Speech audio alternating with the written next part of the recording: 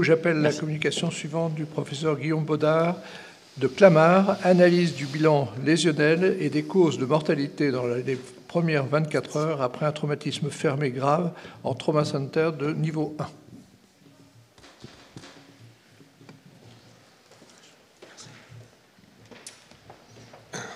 Alors, Monsieur le Président, mon général, Mesdames, Messieurs, alors, je viens présenter le travail d'une de mes jeunes collègues qui malheureusement est au Tchad à l'heure actuelle, qui aurait été très honorée de venir, et elle m'a chargé donc de la représenter, pour vous présenter ce travail qui est le fruit d'une collaboration finalement civilo-militaire et qui a repris en effet sur une période donnée sur laquelle je vais revenir, les causes de décès précoces après traumatisme fermé grave, de manière à voir un petit peu analyser nos pratiques en France à l'heure actuelle et savoir un petit peu comment on pouvait améliorer la survie de ces patients. Alors le plan est tout à fait classique, un mot de contexte, matériel et méthode, puis les résultats, la discussion et enfin une conclusion. Alors si on reprend un petit peu le contexte, la traumatologie en France, ça reste la première cause de décès des patients de moins de 45 ans et ça représente quand même 36 000 morts par an. À titre de comparaison, le cancer du poumon, c'est 33 000 par an. Et finalement, l'investissement dans le cancer du poumon est bien plus important que dans la traumatologie. C'est quelque chose, malheureusement, qui est un petit peu négligé et que nous, militaires, on a à cœur de mettre un petit peu en avant. La mortalité à 30 jours, elle est en gros de 4%, mais elle grimpe jusqu'à 50% quand on a un coma d'emblée, enfin un traumatisme crânien avec un coma d'emblée, et d'autant plus majoré qu'on a un choc hémorragique, et on reviendra sur ces deux axes qui sont, à l'heure actuelle, les deux axes de travaux majeurs. Alors le contexte toujours, on parle ici de traumatisme fermé, j'insiste, on exclut les traumatismes pénétrants, ce qui signifie finalement des patients polytraumatisés avec des profils de lésions bien particuliers, des lésions occultes et multiples, des traumatisés graves avec une lésion menaçant au moins une lésion menaçant le pronostic vital, et ou un mécanisme traumatique pouvant engendrer de telles lésions. Quoi qu'il en soit, nous, on s'est intéressé aux morts, et finalement, c'était forcément des traumatismes graves. Et on s'est centré sur les trauma centers de niveau 1, à partir du registre national, qui est le registre trauma base, pour ceux qui connaissent, qui regroupe 25 trauma centers de niveau 1 en France, avec notamment 2 trauma centers militaires à Percy et à Sainte-Anne-Toulon. Alors, l'étude était donc rétrospective, observationnelle, nationale et multicentrique. On a pris une période de 5 ans, entre janvier 2017 et décembre 2022. Tout traumatisme fermé décédé dans les 24 premières heures, donc c'est vraiment la mortalité précoce aiguë, les malades les plus graves. On a exclu les patients mineurs, les traumatismes pénétrants, comme je vous le disais, tout ce qui était facteur confondant, c'est-à-dire un traumatisme pénétrant associé à un traumatisme fermé notamment. Et puis tous les patients qui étaient morts en préhospitalier, qui eux justifieraient, je pense aussi, d'une étude dédiée. Et puis bien sûr, on a exclu aussi les patients pour lesquels on n'avait pas suffisamment de données. L'idée, encore une fois, a été d'identifier les causes de mortalité précoce, en décrivant le bilan lésionnel de ces patients, les thérapeutiques qui ont été mises en œuvre, et d'analyser finalement les axes qu'on pouvait améliorer, les défis potentiels à venir. Et on a essayé également d'identifier ce qu'on appelle des décès évitables, ce qui n'est pas toujours évident, on y reviendra. On les a définis finalement par opposition aux décès qu'on appelle non évitables. On a considéré que ceux qui n'étaient pas non évitables l'étaient. Et donc cela correspond finalement aux patients en arrêt cardio-respiratoire et ou avec un Glasgow égal à 3 à la prise en charge avec une mydriase bilatérale aréactive à l'arrivée des secours, c'est-à-dire en préhospitalier. Alors on s'est appuyé sur quelques données de la littérature, parce que si on reprend quelques articles, finalement le taux de survie de ces patients-là, quand on a un Glasgow A3 et une mydriase bilatérale réactive en préhospitalier, le taux de survie globalement il est de 0%. Et il y avait un papier français aussi assez récent qui a montré que les patients qui avaient un Glasgow supérieur à 3, finalement dans 75% des cas, étaient potentiellement survivables. Pour l'arrêt cardiaque, globalement, là de la même manière, quand on reprend la littérature, finalement, les patients en arrêt cardiaque préhospitalier, le taux de survie il est proche de 0, 2,8 dans certains papiers, entre 1,6 et 3,2 pour ce second papier, avec un comparatif entre prise en charge non médicalisée et médicalisée, j'insisterai pas. Alors finalement, le flowchart, le flux de patients qu'on avait, c'était celui-ci. 800 patients identifiés, 800 décès, donc ça faisait une cohorte assez conséquente. Des données manquantes pour 75 patients, des facteurs confondants pour 4 seulement, et au final, on a étudié 722 patients victimes de traumatismes fermés, décédés dans les 24 premières heures. Les résultats sont les suivants. On avait une moyenne d'âge autour de 50 ans et surtout des hommes, comme c'est souvent le cas en traumatologie, essentiellement des accidents de la voie publique, 56%, mais aussi beaucoup de chutes de grande hauteur, c'est les deux principaux mécanismes, 40%, des ISS, un index de gravité assez élevé, c'est des traumatisés très sévères, en moyenne donc 30%. Et si on s'intéresse un petit peu aux localisations lésionnelles, les index de gravité les plus importants étaient au niveau de la tête et du cou, mais aussi du thorax, suivi des extrémités de l'abdomen. Quelles étaient les données en préhospitalier ? On a finalement différencié le préhospitalier, le déchocage et le post-déchocage. Donc je vais revenir sur ces 3 temps différents. 40% d'arrêt cardiaque en préhospitalier, donc ce qui est majeur, hein, c'est des décès souvent non évitables. 56% de Glasgow égale à 3, 40% de mydriase bilatérale, 20% d'anisocorie, donc des malades toujours graves, et beaucoup finalement qu'on va considérer comme non évitables et qu'on n'aurait pas pu malheureusement sauver. Et finalement que 15% d'hémorragie extériorisée, et là c'est bien différent pour le coup des traumatismes pénétrants. Si on regarde les thérapeutiques mis en œuvre en préhospitalier, essentiellement du remplissage, de l'intubation également bien sûr, de l'osmothérapie, on verra que c'est important puisque plus précocement on met en œuvre la prévention des lésions cérébrales secondaires et meilleurs sont les résultats. Un peu de transfusion, seulement 5%. En France, on transfuse encore assez peu en préhospitalier, même si ça se développe, même s'il y a des études sur le plio, etc. La ceinture pelvienne, et là c'était quelque chose qui nous a un petit peu étonné puisqu'on est en traumatologie fermée, seulement présente dans 23% des cas. Et on verra que c'est quand même un enjeu parce que les traumatismes du bassin sont source de décès probablement évitables. Et assez peu de décompression pleurale, 8%, alors qu'on sait que c'est quand même la première cause d'arrêt cardiaque traumatique réversible. Il y a eu assez peu de décompression pleurale. Peu d'échographie également, 13%, avec des données assez hétéroclites, j'insisterai pas. Ce qui était intéressant aussi de retrouver, c'était le délai préhospitalier finalement, puisqu'entre l'arrivée des secours et la prise en charge en secteur hospitalier, le temps moyen écoulé est de 100 minutes, ce qui paraît énorme, 1h30, avant que les patients finalement arrivent à l'hôpital. On est encore très loin des standards qu'on aimerait atteindre. Et l'intérêt de ce papier, c'est que c'est des données de vraie vie, et que c'est vraiment ce qui se passe, il y a ce qu'on aimerait faire et ce qui se passe vraiment. L'arrivée au déchocage, donc... le bilan systématique en général pour ces patients, c'est quand même la radio de thorax, l'échographie FAST maintenant et la radio de bassin, et on voit que c'est pas fait dans tous les cas pour le coup. Là encore, c'est des données de vraie vie. Beaucoup d'échographie, quand même 90%, donc on voit que c'est un outil de débrouillage qui s'est beaucoup développé, anormal dans 20% des cas. La radio de thorax seulement dans 2/3 des cas, avec finalement peu de radio de thorax anormale. Dans les traumatismes fermés, c'est souvent le cas, pardon. Et seulement 25% de radio de thorax, alors qu'on avait 50% de fractures de bassin sur les clichés réalisés. Et donc finalement, il y a beaucoup de patients qui passent à côté. Quelques données physiologiques. 50% des patients étaient en mydriase bilatérale, donc encore une fois des patients a priori non sauvables. 65% en hypothermie, ce qui, on le sait, pour nous en cas de choc hémorragique n'est pas très bon. À l'inverse, pour le coup, en cas de lésion neurologique, on préfère plutôt qu'ils soient hypothermes, mais c'est un petit peu la dualité de la prise en charge de ces patients, on y reviendra, puisque les enjeux neurologiques ne sont pas ceux de l'hémorragie. J'insisterai pas sur le dextro qui était anormal dans la moitié des cas, mais là aussi l'enjeu est neurologique et souvent des patients un petit peu acides, comme on peut s'y attendre. Les gestes réalisés au déchocage, il y a eu 17 thoracotomies réalisées, quelques ballons d'endoclampage et quelques crash laparotomies, mais c'est assez marginal, je vous rappelle qu'il y avait 700 patients. Ce qu'on voit, c'est que les temps au déchocage, pour le coup, sont assez corrects. Nous, l'objectif qu'on s'est fixé dans notre prise en charge quotidienne est de 30 minutes. Et finalement, dans les données de vraie vie, on est aux alentours de 40. C'est tout à fait raisonnable. Et quand les patients sont à l'hôpital, en général, ça va assez vite jusqu'à la sortie du déchocage. On va voir qu'après, il y a un gap, pour le coup, où tout se ralentit. Et finalement, c'est là aussi où on perd du temps. Dans la phase de post-déchocage, donc une fois qu'on a identifié finalement l'origine suspectée du saignement, dans la majorité des cas, c'est le pelvis. Quand le malade saigne, ça vient du bassin, c'est la grosse majorité des cas. 70% des patients étaient quand même en choc hémorragique. 60% sont allés au scanner, ce qui est beaucoup. 8% seulement sont allés directement au bloc ou en radio interventionnelle, et 16% sont décédés. Donc finalement, la majorité de ces patients vont au scanner, ce qui est probablement une bonne chose. On pourra y revenir si vous le souhaitez. Mais ce qu'on voit, en tout cas, quand on reprend ensuite les données, comme je vous disais, le délai écoulé finalement entre l'arrivée et la première ponction s'allonge énormément puisqu'on arrive à 140 minutes. Et donc il y a vraiment un creux de la vague après la prise en charge au déchocage avant le premier geste d'hémostase effectif. Alors si on regarde les interventions réalisées, c'est souvent de la radiologie interventionnelle dans 40% des cas, ce qui paraît adapté, puisque souvent, c'est un peu la tendance à l'heure actuelle, on fait des gestes d'hémostase par voie endovasculaire, quelques laparotomies, quelques thoracotomies, 25%, 18% des cas, et assez peu de chirurgie périphérique.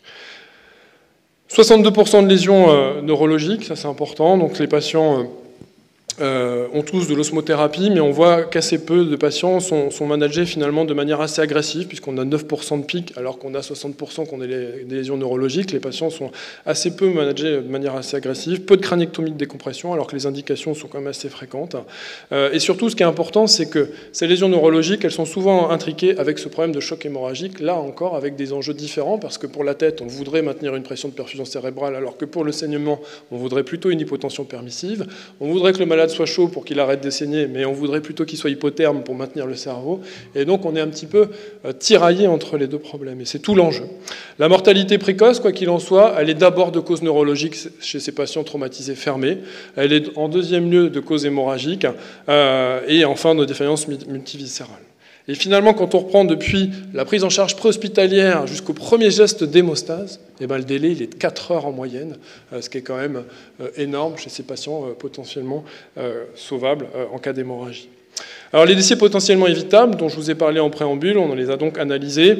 On a surtout défini les patients dont le décès était non évitable, qui représentaient 50% des cas, la moitié des cas. Et donc finalement, on a des patients qui seraient dont le décès serait potentiellement évitable, dans là encore une fois, quasiment 50% des cas, ce qui est énorme, avec en premier lieu le système nerveux central, lésions neurologiques, mais ça, on peut longuement en discuter. On discute à l'heure actuelle beaucoup avec nos collègues avec qui on a écrit ce papier, parce que c'est très difficile de définir des lésions neurologiques qu'on aurait pu sauver. Quoi qu'il en soit, il y a 20% des patients qui saignaient et qu'on aurait pu probablement sauver. Alors, 3 axes de travail ont été identifiés, je terminerai sur une courte discussion. Donc, une amélioration de la prise en charge neurologique, je viens d'en parler, une optimisation de la gestion du choc hémorragique, et puis, bien sûr, une réduction des temps de prise en charge, qui ça va sans dire au vu des délais qu'on a constatés. Alors, globalement, on a toujours dit que la mortalité neurologique, elle ne pouvait pas être améliorée, mais finalement, étant donné que ces dernières années, on a beaucoup travaillé sur la gestion du choc hémorragique, on a une augmentation de la proportion des patients qui décèdent de causes neurologiques. Et dans certains papiers, certains auteurs disent qu'il y a 30 à 60% de ces patients décédés de causes neurologiques qu'on pourrait potentiellement sauver en étant plus agressifs. Alors, j'ai perdu un peu de mise en page, je suis désolé.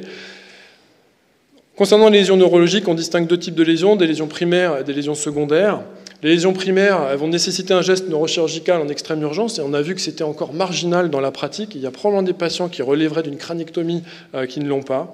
Et puis il y a sûrement également un effort à faire sur la prévention des lésions secondaires, ce qu'on appelle les AXOS, et un effort également à faire sur les techniques de monitorage, c'est-à-dire le Doppler transcarnien et la mesure de la pression intracrânienne. Si on regarde les données dans notre papier, finalement, la prise en charge était globalement correcte, notamment on avait parlé de la température, les gaz du sang puisque les malades sont ventilés, mais on a des patients qui sont souvent un peu hypotendus, mais parce qu'ils sont en choc hémorragique, souvent hypoglycémiques, et là finalement pour le cerveau on sait que c'est quand même moins bien, donc encore une fois ce paradoxe de prise en charge. Concernant le Doppler transcrânien, probablement qu'il est sous-utilisé puisqu'il n'y a qu'un tiers des patients neurolésés qui en ont eu un, alors que c'est vraiment un facteur déterminant quant aux lésions secondaires à venir, et donc c'est très important qu'il y ait un monitorage très précoce et qui est finalement fait que dans un tiers des cas.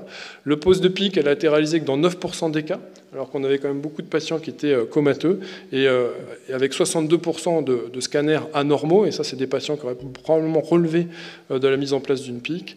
Et de la même manière, concernant les indications neurochirurgicales, que 5% dans la série, alors qu'il y aurait probablement 40% des patients qui auraient dû en relever. Donc, probablement une prise en charge pas assez agressive au plan neurologique, parce que dans la mentalité des gens, ces patients neurolésés, c'est souvent peine perdue, alors que probablement en étant plus agressif, on pourrait en sortir quelques-uns. Concernant le saignement, comme je vous disais, est souvent d'origine pelvienne. Dans 50% des cas, on avait un fracas du bassin. On a vu qu'il y avait seulement une mise en place de ceinture dans 25% des cas. Là, il y a globalement un gros travail à faire. Il y a sûrement une place plus importante, et ça se développe pour la radiologie interventionnelle. J'insisterai pas. Ce qu'on a bien vu dans la littérature, c'est que le cyclamp, plus personne n'en met, et on perd beaucoup de temps à le mettre en place, et on le recommande. Ce qui est sûr, c'est que, également, il y a probablement, pour ces patients victimes de traumatisme fermé, peu ou pas de place pour les abords chirurgicaux conventionnels ouverts. Probablement que ces malades-là, ils ont un profil lésionnel, une charge traumatique très importante, et si on les opère de manière conventionnelle, on va les tuer quasiment dans tous les coups. Et l'idée, c'est finalement de privilégier tout ce qui va être technique endovasculaire. Alors pour le thorax, c'est pas un problème. La thoracotomie de résuscitation, globalement, je crois qu'elle n'a plus de place pour les traumatismes thoraciques fermés. Finalement, les luxations du cœur, c'est la seule bonne indication, elles sont marginales. Dans la grande majorité des cas, un drain thoracique suffit.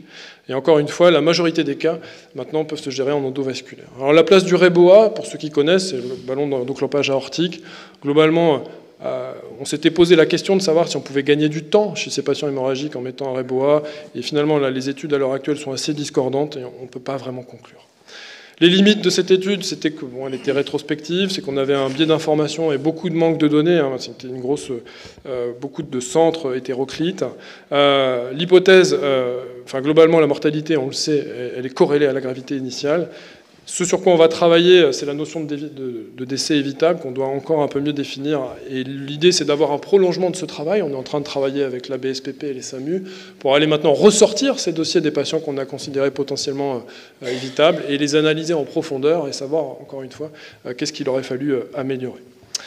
En conclusion, donc des patients graves, la première cause de décès, ça reste quand même les lésions neurologiques, mais c'est pas pour ça qu'il faut considérer ces patients perdus et qu'il faut probablement être plus agressif dans leur prise en charge. 50% sont potentiellement évitables, et ça reste encore à affiner. Et puis il y a un gros message qui quand même, c'est qu'on fait probablement pas encore assez bien, malgré tout, à l'heure actuelle, la prise en charge des traumatisés du bassin, ce qui est quand même dommage. Je vous remercie de votre attention.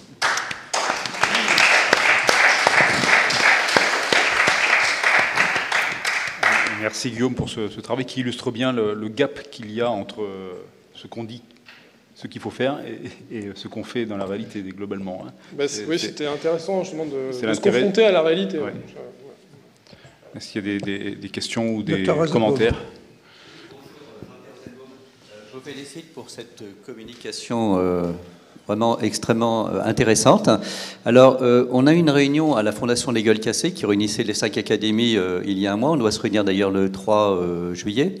Et donc, un des sujets proposés avait été la réalisation d'une application destinée à optimiser sur place le parcours du blessé de façon à l'orienter et donc pouvoir donc gagner ce fameux temps, puisqu'il y a 50% des patients où vous avez dit que le temps était trop long. Est-ce qu'il vous paraît pertinent de proposer, par exemple, une application, puisque actuellement, avec les circuits neuronaux convolués, etc., les systèmes d'application qui permettraient, par exemple, une application sur un smartphone, qui permettrait de faire une sorte de diagnostic rapide qui serait transmis donc à un centre d'orientation et qui permettrait ainsi d'optimiser le parcours du patient pour lui faire gagner justement ce temps qui peut le sauver. Est-ce que ça vous paraît pertinent dans les technologies actuelles et par rapport à ce que vous avez vu?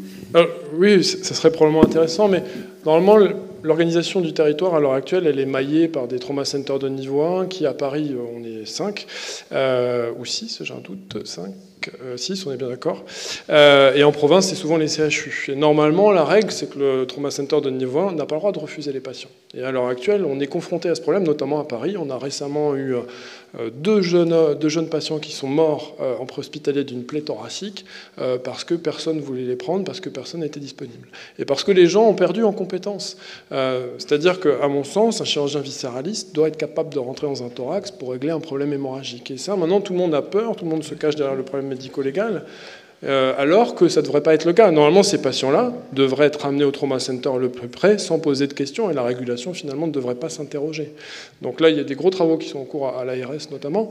Donc une application, elle permettrait de réguler ça, mais déjà, si on commençait par prendre les patients qu'on doit prendre et assumer nos responsabilités, en fait, je pense que ce serait déjà un pas majeur. Voilà.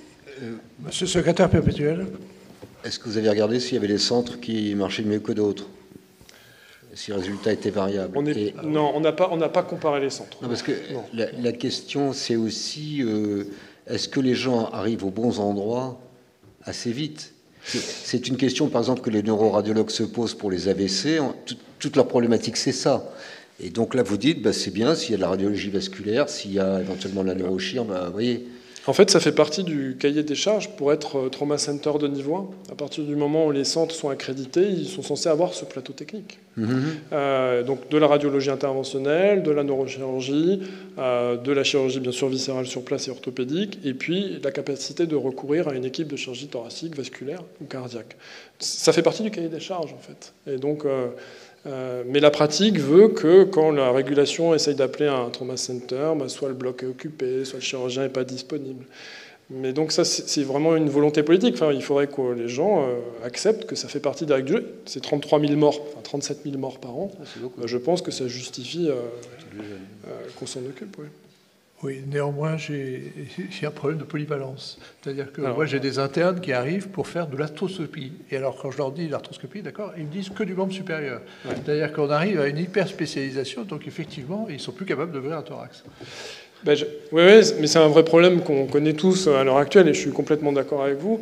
Maintenant, il faut leur donner l'envie aussi de s'intéresser à ça. Il y a des formations complémentaires, il y a une formation spécialisée transversale de chirurgie de guerre et de catastrophe qui a été créée, qui existe également en formation continue. On redonne un vernis un peu de traumatologie générale à ces jeunes gens, en leur faisant faire du cadavre, du cochon, il y a plein de cours, en démystifiant finalement, parce que c'est pas compliqué la traumatologie, et il faut juste qu'ils aient pas peur d'y aller.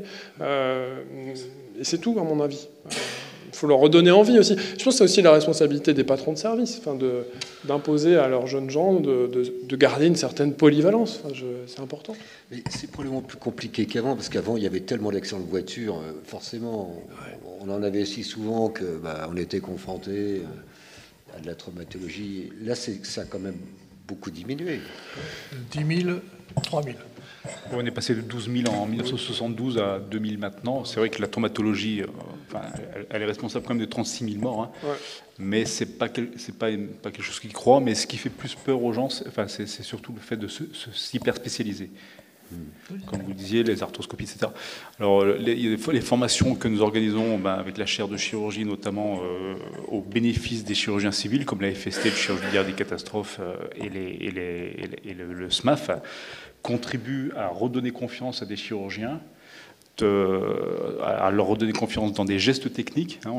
Guillaume participe beaucoup à la formation en chirurgie traumatologique thoracique, et c'est vrai qu'au terme de leur formation, ils se sentent beaucoup plus à l'aise et n'ont plus du tout peur d'ouvrir un thorax, mais aussi en termes organisationnels.